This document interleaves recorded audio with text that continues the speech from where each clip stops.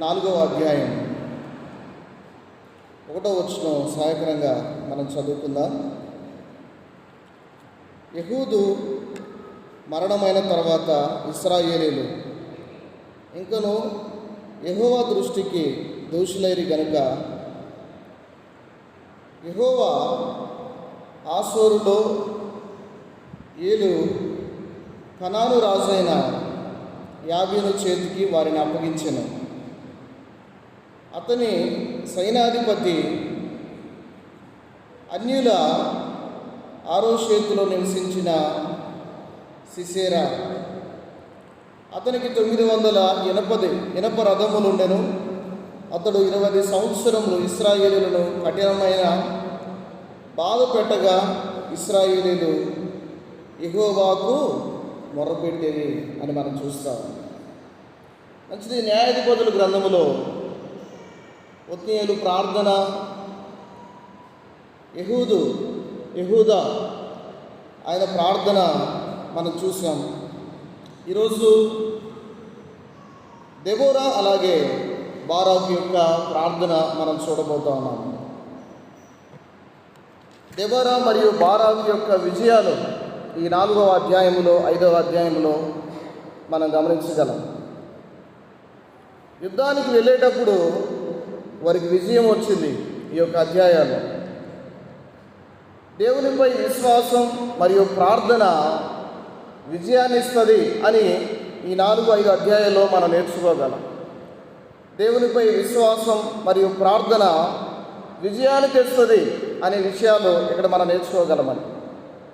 నిజంగా ఇశ్రాయేలు ప్రజలు దేవుని దృష్టికి మరి చెడు చేసినప్పుడు అనగా పాపం చేసినప్పుడు వారు శత్రువులకు అప్పగించబడ్డారు. రాజు అయిన యాబీను చేతికి వారు అప్పగించబడ్డారు. అక్కడ సేనాధిపతి సిసేరాగా మనం చూస్తా ఉన్నాం. దాదాపు 20 సంవత్సరాలు సుదీర్ఘంగా వారు శత్రువుల చేతికి వారు అప్పగించబడ్డారు. వారు ఎప్పుడైతే దేవుని వైపు తిరిగి వారు మొరపెట్టారో దేవుడు శత్రువుల చేతిలో నుంచి వారిని విడిపించినట్లుగా ఈ అధ్యాయంలో మనం చూస్తా ఉన్నాం. ఒక 3 విషయాలు మనం సహాయకరంగా చూస్తే 1 నుంచి 3 వచనాల్లో బాధల్లో దేవుని వైపు తిరిగే ప్రార్థన, బాధలలో దేవుని వైపు తిరిగే ప్రార్థన. 20 సంవత్సరాలు వారు హింసించబడ్డారు. ఇక్కడ యాబీను రాజు చేత వారు హింసించబడినట్లుగా మనం చూస్తూ ఉన్నామని. ఎన్ని సంవత్సరాలు? 20 సంవత్సరాలు. 20 సంవత్సరాలు సుదీర్ఘంగా వారు హింసించబడినప్పుడు ప్రియులారా వారు దేవుని వైపు తిరిగారు. మొదటి సంవత్సరాన్ని వారు దేవుని వైపు తిరగవచ్చు కదా, 2వ సంవత్సరంలో దేవుని వైపు తిరగవచ్చుగా. కానీ వారు 20వ సంవత్సరంలో వారు దేవుని వైపు తిరగడానికి కారణం ప్రియులారా మనం ఆలోచన చేస్తే వారికి ఎంతో కొంత మనుషుల నుండి సహాయం అందుతూ ఉంది. సో తద్వారా వారు ప్రియులారా దేవుని వైపు తిరగలేకపోయారు. ప్రియులారా ఒక ఆత్మీయ సత్యం మనం ఆలోచన చేయగలిగితే ఎప్పుడైతే మనుషుల సహాయం ముగించబడుతుందో వారు దేవుని వైపు తిరిగి ప్రార్థన చేయడం ప్రారంభిస్తారు. మనుషుల సహాయం ఎప్పుడైతే ముగుస్తుందో వారు దేవుని వైపు తిరిగి ప్రార్థన చేస్తారు. వారు కూడా 20 సంవత్సరాల సుదీర్ఘ బానిసత్వంలో వారు ఉండగా ప్రియులారా వారికి ఎంతో కొంత సహాయం అందుతాం. సో ఆఖరికి 20 సంవత్సరంలో వారు దేవుని వైపు తిరిగినట్లు మనం చూస్తూ ఉన్నాము. నిస్సహాయులయ్యారు, దేవుని వైపు తిరిగారు. వారు బాధల్లో వారు దేవుని వైపు తిరిగినప్పుడు దేవుడు వారి మొరని ఆలకించినట్లుగా మనం గమనించగలం. ఇలా ఇశ్రాయేలులు యెహోవాకు మొరపెట్టిరి అని మనం చూస్తూ ఉన్నాం. సో మన జీవితాల్లో కూడా కొన్నిసార్లు కుటుంబ సమస్యల మధ్య, ఆర్థిక సమస్యలు, అప్పుల మధ్య, అనారోగ్య సమస్యల మధ్య కొన్నిసార్లు మనం విసిగిపోయినప్పుడు అన్నింటినీ మనం ప్రార్థనలో అప్పగిస్తున్నామా? దేవుని వైపు తిరిగి మనం ప్రార్థన చేస్తున్నామా? ఒకసారి ఆలోచన చేయవలసిన అవసరత, నిలబడి ఆలోచన చేయవలసిన అవసరత ఎంతో ఉందండి. ఈ పరిస్థితులన్నిటి మధ్య, ప్రతికూల పరిస్థితుల మధ్య మనుషుల వైపు చూస్తున్నామా లేకపోతే దేవుని వైపు చూసి దేవుని మీద ఆధారపడుతున్నామా? ఒకసారి ఆలోచన చేయవలసిన అవసరం ఉంది. ఇశ్రాయేలు ప్రజల్లో వారి జీవితాల్లో నేర్చుకోవాల్సిన మొట్టమొదటి పాఠం మనం ఏంటంటే బాధల్లో దేవుని వైపు తిరగాలి అని మనం ఆలోచన చేయాలి. రెండవదిగా మనం చూస్తే అక్కడే దాదాపుగా 6 నుంచి 9 వచనాలు మనం చదువుకుంటే, ఆమె నఫ్తాలి కేదేశుల నుండి అభినోయము కుమారుడైన బారాకును పిలువనంపించి అతనితో ఇట్లనెను, నీవు వెళ్ళి నఫ్తాలియలలోను జెబూలూనియలలోను 10,000 మంది మనుషులను తాబోరు కొండ యొద్దకు రప్పించుము. నేను నీ దగ్గరకు యాబేను సేనాధిపతి అయిన సిసెరాను అతని రథములను అతని సైన్యములను కీషోను ఏడు యొద్దకు కూర్చి నీ చేతికి అతనిని అప్పగించదనని ఇశ్రాయేలీయుల దేవుడైన యెహోవా సెలవిచ్చి ఉండలేదా అని దెబోరా చెప్పగా అని మనం చూస్తా ఉన్నాం. 8వ వచనంలో, బారాకు నీవు నాతో కూడా వచ్చిన ఎడల నేను వెళ్ళేదను, కానీ నీవు నాతో కూడా రాని ఎడల నేను వెళ్ళలేనని ఆమెతో చెప్పాను. అప్పుడు ఆమె, నీతో నేను అగత్యముగా వచ్చేదను, అయితే నీవు చేయు ప్రమాణం వలన నీకు ఘనత కలగదు. యెహోవా ఒక స్త్రీ చేతికి సిసెరాను అప్పగించడని చెప్పి తను లేచి బారాకుతో కూడా కేదేశులకు వెళ్ళెను అని మనం చూస్తా ఉన్నాం. ప్రియులారా, ఇక్కడ ప్రార్థనలో దేవుని స్వరాన్ని వినే విశ్వాసం, రెండవదిగా ప్రార్థనలో దేవుని స్వరాన్ని వినే విశ్వాసాన్ని మనం చూడగలము. దెబోరా బారాకును దేవుని ఆజ్ఞ ప్రకారం యుద్ధానికి పిలిచిందండి. మొదట బారాకు భయపడినట్లుగా మనం చూస్తూ ఉన్నాం. ప్రియులారా గమనించండి, దెబోరా ఒక ప్రవక్త్రి. ఆమె ఒక చెట్టు కింద కూర్చొని న్యాయం తీరుస్తూ ఉంది. ఇశ్రాయేలుకు ఆ రోజుల్లో న్యాయాధిపతి లేడు. అలాంటి పరిస్థితుల మధ్య ఇశ్రాయేలు ప్రజలు దెబోరా దగ్గరికి వస్తూ ఉన్నారు, ఆమె న్యాయం తీరుస్తూ ఉంది. సో అలాంటి పరిస్థితుల మధ్య బారాకుని ఆమె ఎంకరేజ్ చేస్తూ ఉంది. పిల్లరా, అక్కడ ఉన్న పరిస్థితులు అలాంటి పరిస్థితుల మధ్య బారాకు, వాస్తవానికి బారాకు న్యాయాధిపతి, బారాకుని ఎంకరేజ్ చేస్తూ ఉంది. బారాకు భయపడేవాడుగా ఉన్నాడు, విశ్వాసాన్ని కోల్పోయినవాడుగా మనం ఆలోచన చేయగలమా. అంటే అంత సరైన విశ్వాసం లేదు. పిల్లరా, అలాంటి పరిస్థితుల మధ్య మరలా ధైర్యాన్ని తెచ్చుకొని దేవుని మీద విశ్వాసం ఉంచి ముందుకు కొనసాగుతూ ఉన్నారు.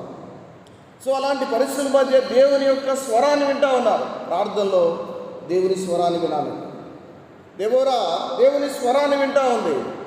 దేవుని స్వరాన్ని విన్న తర్వాత దేవుడు వెళ్ళండి, నేను మీకు అప్పగిస్తానని ప్రభు వారికి వాగ్దానం చేసిన తర్వాత వారు యుద్ధానికి బయలుదేరినట్లుగా మనం చూస్తూ ఉన్నాము. సో ప్రియులారా, మనము ప్రార్థనలో మన మాటలు మాత్రమే కాదు, ప్రార్థనలో దేవుని స్వరాన్ని వినడానికి మనము శ్రద్ధ కలిగి ప్రార్థన చేసేవారంగా ఉండాలి. మనం ప్రార్థన చేసేటప్పుడు దేవుని స్వరాన్ని వినగలగాలి. ప్రియులారా, మనం చేసే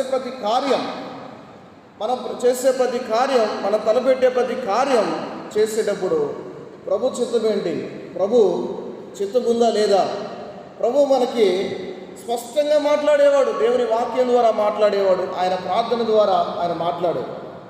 సో ప్రార్థన చేసేటప్పుడు మన మాటలు మాత్రమే కాక దేవుని స్వరాన్ని వినగలిగే ఆసక్తి, శ్రద్ధ మనలో ఉండాలి. దెబోరా దేవుని స్వరాన్ని వినింది ఆ ప్రార్థనలో. ఆ తర్వాత బారాకుని బలపరిచింది. బారాకు మొట్టమొదట భయపడినా సరే ఆ తర్వాత విశ్వాసంతో ముందుకు అడుగులు వేసినట్లు మనం గమనించగలము. సో ప్రియులారా, ప్రార్థన కేవలం మాట మాత్రమే కాదు, కానీ దేవుని స్వరాన్ని వినడానికి ఉపయోగపడే ఒక మంచి మార్గం అని మనం ఆలోచన చేసి ముందుకు కొనసాగాలి. సో మన జీవితాల్లో కూడా ప్రతికూల పరిస్థితులు ఏర్పడినప్పుడు భయపడకుండా ధైర్యం కలిగి విశ్వాసముతో మనం విశ్వాసాన్ని అభివృద్ధి చేసుకొని ముందుకు కొనసాగే వారంగా ఉండాలి. అప్పుడు దేవుడు మంచి సహాయాన్ని అనుగ్రహిస్తాడు. మొట్టమొదటిగా మనం చూస్తే బాధలో దేవుని వైపు తిరిగారు ఇశ్రాయేలు ప్రజలు. రెండవదిగా ప్రార్థనలో దేవుని స్వరాన్ని ఆ దెబోరా వినగలిగినట్లుగా మనం చూస్తూ ఉన్నాం. మూడవదిగా ప్రార్థన తర్వాత వారు ధైర్యంగా ముందుకు వెళ్ళే జీవితాన్ని మనం గమనించగలమండి. ప్రార్థన తర్వాత ధైర్యంగా ముందుకు వెళ్ళిన జీవితం 14 నుంచి 16 వచనాలు మనం చదువుకోగలిగితే దెబోరా అంటా ఉంది, లెమ్ము, యెహోవా సిసెరాను నీ చేతికి అప్పగించిన దినము ఇదే. యెహోవా నీకు ముందుగా బయలుదేరును కదా అని బారాకుతో చెప్పినప్పుడు బారాకు ఆ 10,000 మంది మనుషులను వెంటబెట్టుకొని తాబోరు కొండ మీద నుండి దిగి వచ్చెను అని మనం చూస్తూ ఉన్నాం. 16వ వచనంలో బారాకు ఆ రథములను సేనను అన్యుల హరోషేతు వరకు తరుముగా సిసెరా యొక్క సర్వసేనయు కత్తివాత కూలెను, ఒక్కడైనను మిగిలి ఉండలేదు అని మనం చూస్తూ ఉన్నాం. పిల్లరా, దేవుడు ముందు నడిచినప్పుడు మీకు ముందుగా వెళ్ళను, లెమ్ము, యెహోవా నీ చేతికి అప్పగించిన దినము ఇదే. యెహోవా నీకు ముందుగా బయలుదేరును కదా అని తెలియచేస్తాను. పిల్లరా, ప్రార్థన చేసిన తర్వాత మన కార్యాన్ని ధైర్యంగా కొనసాగించేవారుగా ఉన్నారు. ఇక్కడ వారు కార్యాన్ని చక్కగా ధైర్యంగా కొనసాగించారు. వారు యుద్ధానికి వెళ్తూ ఉన్నారు, ధైర్యంగా వెళ్తూ ఉన్నారు. అయితే దేవుడు వారికి ముందుగా ఉన్నాడు. సో మన జీవితాల్లో కూడా దేవుడు మనకు ముందుగా ఉన్నప్పుడు ఆయన విజయాన్ని తీసుకొని వచ్చేవాడు. దేవుడు ముందు నడిచినప్పుడు సిసెరా సైన్యం ఓడిపోయింది, బారాకుకు విజయం లభ్యమైనట్లుగా మనం ఇక్కడ ఈ వచనాల్లో గమనించగలుగుతాం. ఇలా మనం చేసే నిజమైన ప్రార్థన, నీవు నిజమైన ప్రార్థన చేస్తే ఆయన ఖచ్చితంగా మన జీవితాల్లో, నీ జీవితాల్లో ఆయన కార్యాన్ని చక్కగా ఆయన ఫలితాన్ని ఇవ్వగలడు. మన ప్రార్థన నిజమైనదైతే, మన ప్రార్థన విజయంతో విశ్వాసంతో కూడినదైతే, మన ప్రార్థన దేవుని మీద నమ్మకంతో కూడినదైతే, అది యథార్థంగా మనం ప్రార్థన చేస్తే దేవుడు ఖచ్చితంగా విజయాన్ని మనకు అనుగ్రహిస్తాడు. సో వారు విజయాన్ని పొందారు, వారు చక్కగా ప్రార్థన చేశారు, నిజమైన ప్రార్థనను వారు చేశారు, వారి విజయాన్ని పొందినట్లుగా మనం చూస్తాం. దాదాపుగా వారి సైన్యం చాలా గొప్పది, ఇనుప రథాలు ఉన్నాయి, కానీ వీరు 10,000 మంది వారి సైన్యం అయితే చాలా గొప్పది. అలాంటి సైన్యాన్ని వారు ఓడించారు, ఒక్కడు కూడా మిగిలి ఉండలేదని మనం చూస్తాం. ప్రియులారా, ప్రార్థన ప్లస్ కార్యం అంటే చర్య విజయాన్ని తీసుకొస్తుంది, ఫలితాన్ని తీసుకొస్తుంది. ప్రార్థన, అలాగే ప్రార్థన చేసి ఊర కూర్చోక మనము విశ్వాసంతో కార్యాన్ని కొనసాగించే వారంగా ఉన్నాం. ఏ కార్యం చేసినా మన జీవితాల్లో, ఏ పని చేసినా, అలాగే స్వార్థ ప్రకటించిన దేవుని ప్రేమను మనం ప్రకటించిన విశ్వాసంతో మనం చేసేవారంగా ఉన్నాం. ప్రార్థన కార్యం ఫలితాన్ని తీసుకొచ్చే విధంగా ఉన్నాం. సో మనం ప్రార్థన చేసినప్పుడు, మనం ప్రార్థన చేసిన తర్వాత నిరుత్సాహంతో మనం కూర్చోకుండా విజయ బాట వైపు మనం నడుస్తూ సాగుతూ మన ఫలితాలని దేవుని దగ్గర నుంచి పొందుకునే వారంగా ఉండాలి. పిల్లరా, ఇక్కడ మనం గమనించగలిగితే, మరొక మాట మనం ఆలోచించగలిగితే, ఇక్కడ ఒక స్త్రీని అప్పుడు యాయేలు సిసెరాను ఎదుర్కొని పోయి అతనిని చూచి అని మనం చూస్తా ఉన్నాం. 17వ వచనంలో కయ్యనీయుడగు హేబెరు భార్య అయిన యాయేలు గుడారమునకు పారిపోయిను అని మనం చూస్తున్నాం. యాయేలు గుడారమునకు, ఎవరు? సిసెరా. ఈ సైన్యాధిపతి యాయేలు గుడారానికి బయలుదేరింది. సో దేవుడు చిన్నవారిని కూడా బలంగా వాడుకోగలడు.